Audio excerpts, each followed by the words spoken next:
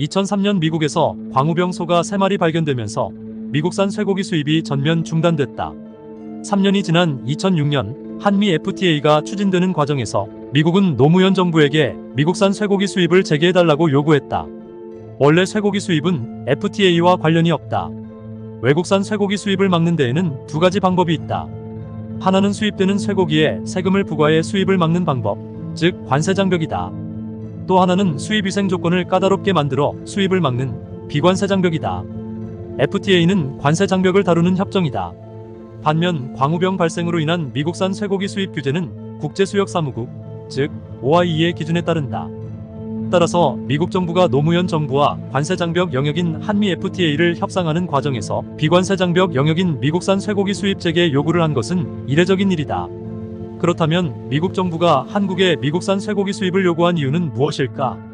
일각에서는 미국이 자국의 이익을 위해 한국에 미국산 쇠고기 수입을 강요했다는 주장이 있는데 이는 사실과 다르다.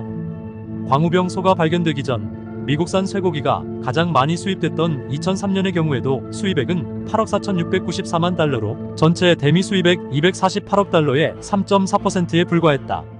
미국의 이익을 위해서라면 FTA 협상의 쇠고기보다 중요한 품목이 훨씬 많았다. 그럼에도 미국 부시 행정부가 노무현 정부에게 미국산 쇠고기 수입 재개를 요구한 데는 그럴만한 이유가 있었다. 한미 FTA 이행 법안을 미 의회에 상정하는 권한은 상원재무위원회에 있었다.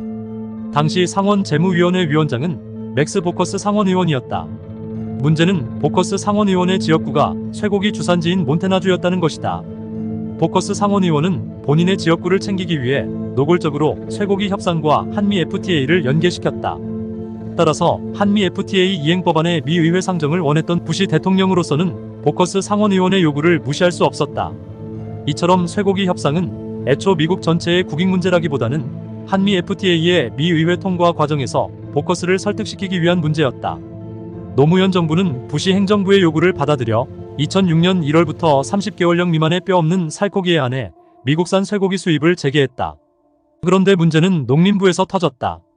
농림부는 2006년 5월부터 엑스레이 기계를 동원해 미국으로부터 수입되는 쇠고기를 전수조사했다.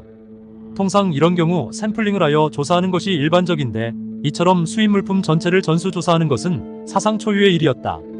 그해 10월 30일 쇠고기 8.9톤 727상자가 처음으로 인천국제공항에 도착했다. 농림부는 수입된 쇠고기 727상자를 엑스레이로 전수조사하여 그중 한 상자에서 손톱만한 뼈조각 하나를 발견했다. 농림부는 이를 근거로 쇠고기 전량을 미국으로 반송해버렸다. 이 같은 일은 같은 해 11월 23일과 12월 1일에도 벌어졌다. 세 차례나 같은 일이 발생하면서 사실상 미국산 쇠고기 수입이 중단됐다. 이른바 뼈조각 사건이었다.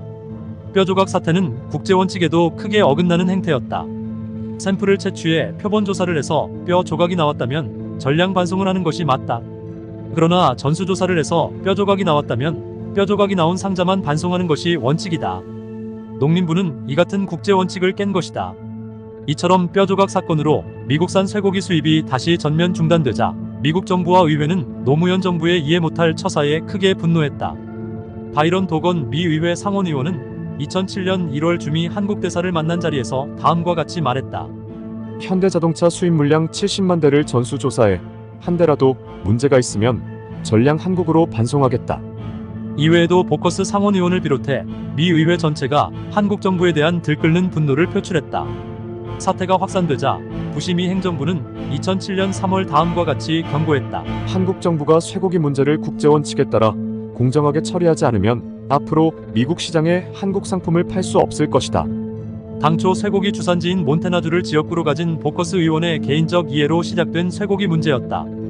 그러나 노무현 정부 농림부의 이해 못할 뼈조각 사건으로 인해 미국 정부와 의회 전체가 한국 정부를 적으로 돌리는 상황으로 번진 것이다. 이 상황은 400억 달러의 대미 수출 전체를 날려버릴 위기, 한미 관계에 되돌릴 수 없는 악화, 더 나아가서는 국제사회에서 대한민국의 신뢰가 바닥에 처박힐 상황까지 번진 것이다. 미국 정부와 의회가 이 같은 조치에 나서자 2007년 3월 29일 노무현 대통령은 부시 미 대통령과 통화하면서 사태 진화에 나섰다. 통화에서 노무현 대통령은 먼저 부시 대통령에게 뼈조각 사태에 대한 우리 정부의 잘못을 인정했다. 또한 미국이 국제수역사무국으로부터 광우병 위험을 통제할 수 있는 국가로 인정받을 경우 미국산 쇠고기를 전면 수입하겠다고 약속했다. 부시 대통령은 노무현 대통령에게 통화 중 약속된 내용을 대국민 담화 등 문서 형식으로 밝혀달라고 요구했다. 이에 노무현 대통령은 4월 2일 부시 대통령과 전화로 약속한 내용을 대국민 담화 형식으로 발표했다. 내용은 다음과 같다.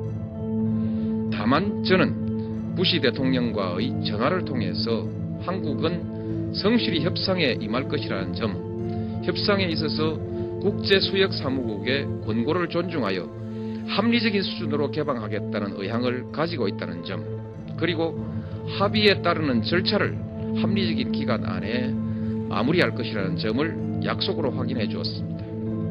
이렇게 한 것은 지난날 뼈조각 검사에서 한국 정부의 전량 검사와 전량 반송으로 인해서 미국이 앞으로의 쇠고기 협상과 절차 이행에 관하여 한국 정부가 성실하게 임하지 않을 것이라는 불신을 가지고 뼈를 포함한 쇠고기의 수입과 절차 이행에 관해서 기한을 정한 약속을 문서로 해줄 것을 요구한 데서 비롯된 문제를 해결하기 위한 것이었습니다.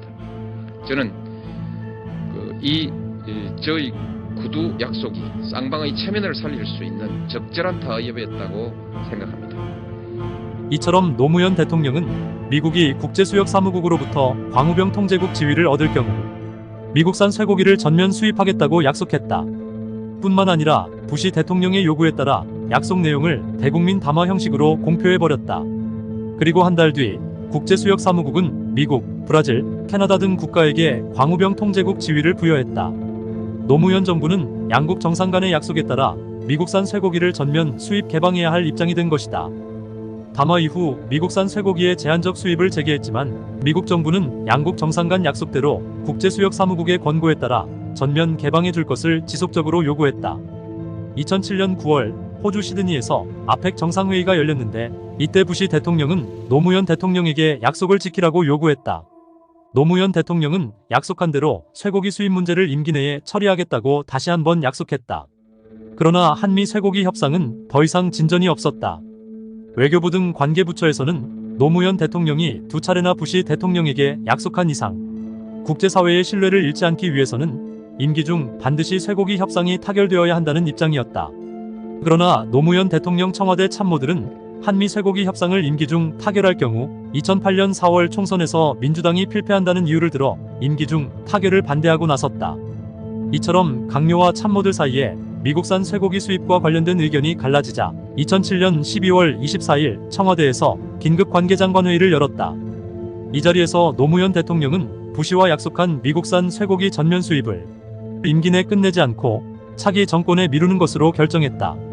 국제사회의 신뢰를 위해서 임기 중 쇠고기 협상을 타결해야 한다는 관계부처 장관의 말에 노무현 대통령은 내가 한미 FTA로 친구마저 다 잃었는데 한미 쇠고기 협상으로 더 많은 친구를 잃어야 하느냐? 당신은 피도 눈물도 없느냐? 고 호통을 질렀다고 한다. 그리고 이듬해인 2008년 1월 26일 다보스 포럼에서 노무현 정부는 미국 측에 더 이상 쇠고기 문제에 대한 논의가 어려운 상황이라는 입장을 통보했다. 선거를 위해 국가의 존망이 걸린 문제를 포기한 어처구니 없는 상황이었다. 이 같은 상황에서 2008년 2월 25일 이명박 정부가 출범했다. 이명박 대통령은 대외 의존도가 높은 우리 경제의 특성상 한미 쇠고기 협상 문제로 실추된 대외 신인도를 복원하는 것이 급선무라고 판단했다. 또한 한미 관계가 손상될 경우 초래될 안보 위협도 무시할 수 없었다. 결국 2008년 4월 18일 한미 쇠고기 협상이 타결됐다. 이명박 대통령은 미국을 방문하여 부시 대통령과 캠프 데이비드 회담을 가지고 실추된 양국 관계를 복원시켰다. 그러나 민주당은 한미 쇠고기 협상이 졸속회담이라고 비난을 쏟아냈다. 민주당을 비롯한 일부 시민단체가 반발하고 나섰지만 그때까지 큰 이슈는 되지 못했다.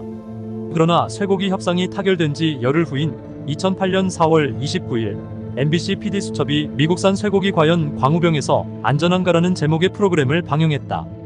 당시 미국에서는 한 동물보호단체가 젖소 학대 동영상을 방영해 미국 사회를 큰 충격에 빠뜨렸다. 이 동영상은 평생 젖을 짜느라 몸에 칼슘이 모두 빠져나가 일어서지 못하는 늙은 젖소들을 전기로 찢어 강제로 도축장에 끌고 들어가는 내용이었다. 잔인하기는 했지만 광우병과는 전혀 상관이 없는 동영상이었다. MBC PD수첩은 이 동영상을 보여주며 미국에서 광우병이 걸려 일어서지 못하는 소를 도축하는 장면이라고 거짓말을 했다. 한국인은 MM 유전자를 가져 광우병소를 먹으면 인간 광우병에 걸릴 확률이 94%라는 검증되지 않은 가짜뉴스를 내보내기도 했다. 뿐만 아니라 자막까지 조작을 했다. 기자가 왜 소를 학대하느냐 질문하는 장면에 왜 광우병 소를 도축하느냐는 자막을 넣는 식이었다.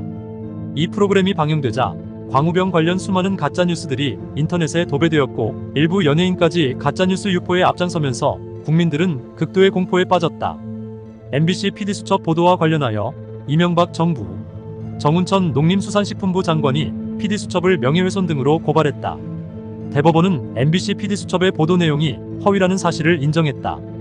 다만 보도 내용이 공직자의 명예를 훼손했다고 볼 수 없다며 정운천 장관이 낸 명예훼손 고발에 대해서만 무죄 판결을 내렸을 뿐이다. PD수첩의 이 같은 가짜뉴스에 광화문에는 겁에 질린 시민들이 수십만이 모여 광우병 시위를 진행하게 됐다. 이명박 정부는 진실을 알리는 한편 미국과 재협상과 추가 협상을 통해 미국산 쇠고기 수입 방역 기준을 강화하는 작업을 펼쳤다. 그러나 들불처럼 퍼지는 가짜뉴스에 정부의 대책은 속수무책이었다. 일부 언론들은 광우병 광풍 속에서 진실을 알리는 기사를 쓰기도 했다. 그러자 광우병 시위대는 해당 언론사의 정문에 오물테러를 가했다. 인터넷에서 광우병의 진실을 알리는 글을 쓰는 사람들은 신상이 털리고 회사로 항의 전화가 쏟아져 직장을 잃기도 했다. 결국 이명박 대통령은 대국민 사과를 하고 류우익 대통령 실장을 비롯해 임명된 지 반년도 안 된 청와대 참모들을 전면 개편하면서 사태는 마무리됐다. 광우병 사태가 터진 지 16년이 지난 지금 한국은 물론이고 미국을 비롯한 전 세계에서 미국산 쇠고기를 먹고 인간 광우병에 걸린 사람은 단 한 사람도 없다. 우리 국민들도 아무런 거리낌 없이 미국산 쇠고기를 먹고 있다. 광우병을 선동한 사람들은 무엇을 하고 있을까? PD수첩 제작진은 문재인 정부 들어 MBC와 교통방송 등의 사장을 역임하며 승승장구했다. 그들이 사장으로 간 방송사는 하나같이 가짜뉴스 논란에 휩싸였다. 광우병 사태에 앞장섰던 연예인들 중에는 미국산 쇠고기 음식점을 내는 등 염치 없는 행동을 한 사람도 있었다. 그러면서도 여전히 그들은 광우병 사태의 책임이 국민을 제대로 설득시키지 못한 이명박 정부에게 있다고 주장한다. 좋아요와 구독 눌러주세요.